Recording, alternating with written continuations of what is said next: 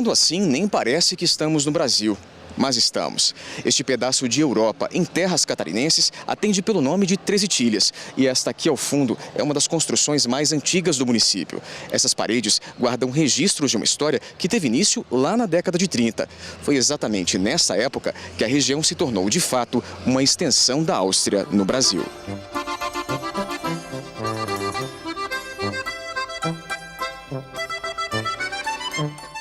Fotos, instrumentos, móveis, utensílios.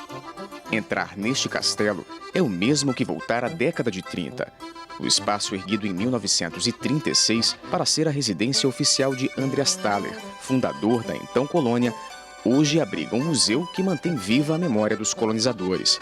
É como se tudo, exatamente tudo, tivesse sido deixado no mesmo lugar de anos atrás. Em cada cômodo, é possível ter uma ideia de como viviam os primeiros imigrantes que se instalaram nessas terras. A maioria veio de uma região conhecida como Tirol austríaco, com o apoio do próprio governo. O presidente da Áustria, Engelbert Dollfuss, com o seu ministro da Agricultura, Andreas Thaler, eles elaboraram um plano para formar uma colônia austríaca na América do Sul. E o que favoreceu a escolha foi justamente ao clima, as 4 estações do ano bem definidas. Isso era um fator importante, porque eles tinham um pouco de medo desse o Brasil, um país tropical, esse calor dos trópicos, mas aqui no sul nós tínhamos justamente oferecia esse clima com as 4 estações do ano e principalmente a fertilidade do solo. O lugar parecia perfeito para os planos do governo austríaco, mas se a proposta era recomeçar, tudo teve que partir do zero. Foi preciso desbravar a região, extrair a madeira, construir as próprias casas. Em 13 de outubro de 1933, Andreas Thaler estabeleceu oficialmente o novo povoado. Foi do próprio ministro a ideia de batizar a colônia com o nome de Três Itilhas. Quando ele chegou no Rio de Janeiro, a primeira coisa que ele fez foi ir numa biblioteca pública. E lá ele se deparou com o primeiro livro que ele encontrou em língua alemã, Die 13 Linden.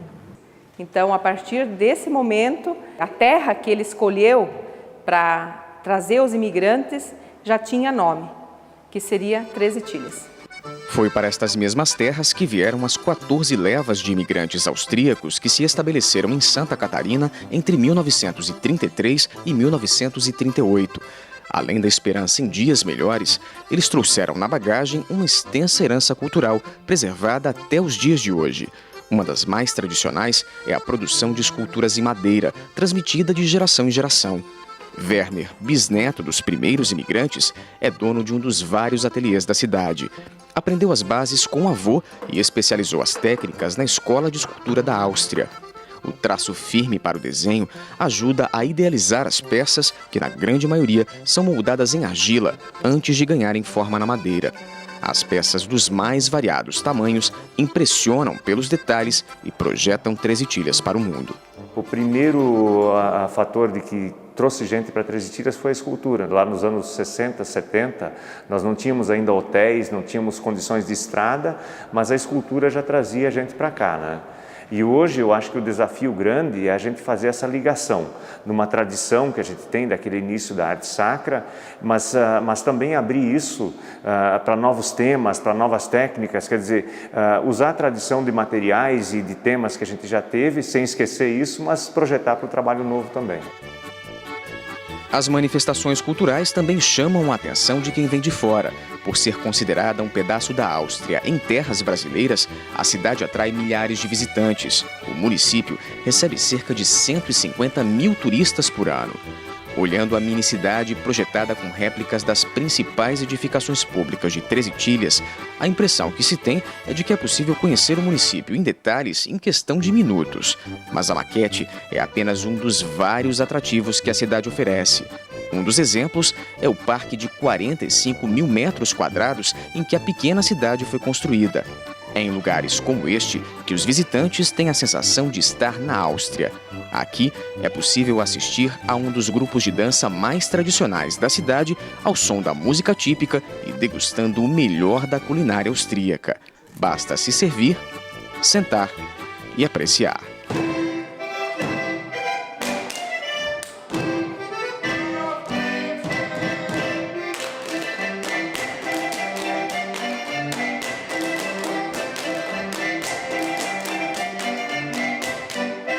A gente percebe que a nossa tradição aqui hoje está mais forte, mais viva do que lá na própria Áustria.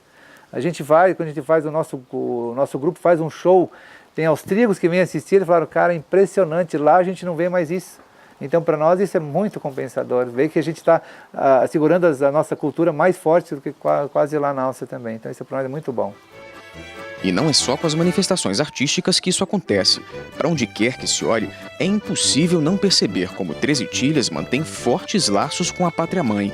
A arquitetura alpina chegou a ser banida na Segunda Guerra Mundial devido à conotação alemã, que na época remetia à ideia do nazismo.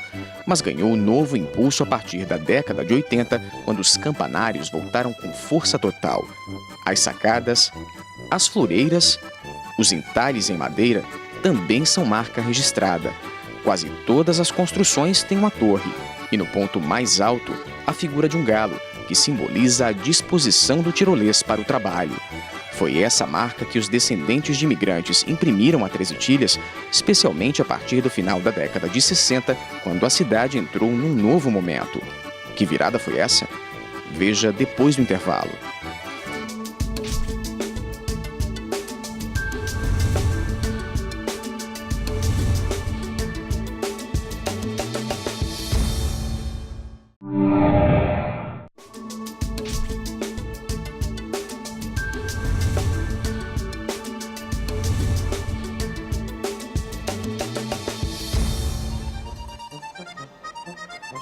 Três Itilhas tem várias peculiaridades. Uma delas, a cidade é a única de Santa Catarina que tem um consulado da Áustria. Diga-se de passagem, um único do Brasil fora de uma capital. Também não é para menos. Cerca de 60% da população da cidade descendem de imigrantes austríacos e o intercâmbio com a terra natal é constante. O município tem aproximadamente 8.000 habitantes. Parte deles vive na Áustria. 2003, quando eu era secretário de Cultura, de Turismo, Indústria e Comércio, nós fizemos um levantamento e a gente constatou 13% da população do nosso município naquela época estava na Áustria.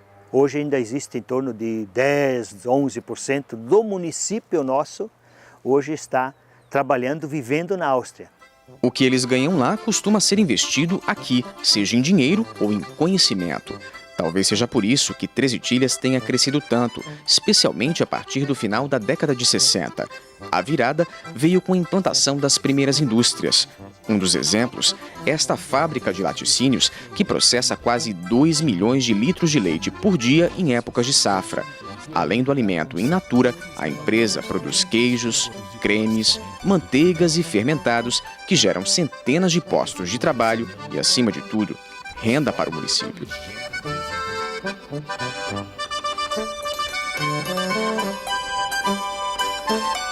Outro exemplo de investimento que deu certo foi esta cervejaria artesanal. O negócio foi criado para abastecer o restaurante da família, mas logo caiu nas graças do consumidor e passou a produzir em larga escala. São 7 tipos diferentes de cerveja, da mais suave à mais encorpada, além de outros 3 tipos de chopp. As receitas são elaboradas de acordo com as técnicas da lei alemã de pureza. Por isso, utilizam apenas água, malte de cevada, lúpulo e levedura. Parte dos ingredientes vem direto da Áustria e da Alemanha. Os negócios deslancharam e o lucro será reinvestido no próprio município como uma forma de explorar outro importante filão.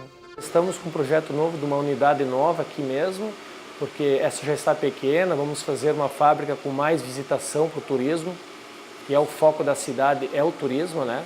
Então a gente vai fazer uma ala própria só para visitantes, só para o pessoal conhecer como é que funciona toda a fabricação da cerveja, todas as etapas certinho, e vai ser o nosso próximo passo. Se com a cerveja deu tão certo, por que não investir no vinho? Foi o que fez este outro empresário construir em Três Itilhas uma das vinícolas mais modernas do país. filho da cidade, deixou para trás a vida de executivo para voltar à terra natal e criou aqui um novo conceito na produção da bebida.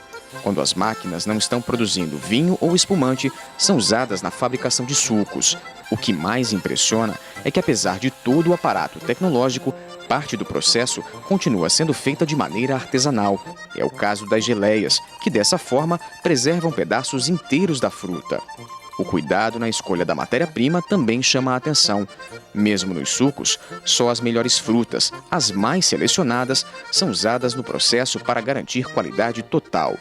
Todo esse cuidado já rendeu os primeiros resultados. A empresa recebeu em 2012 o Prêmio Nacional de Inovação. O reconhecimento enche de orgulho o empresário que, para ir mais longe, se mira no legado da família.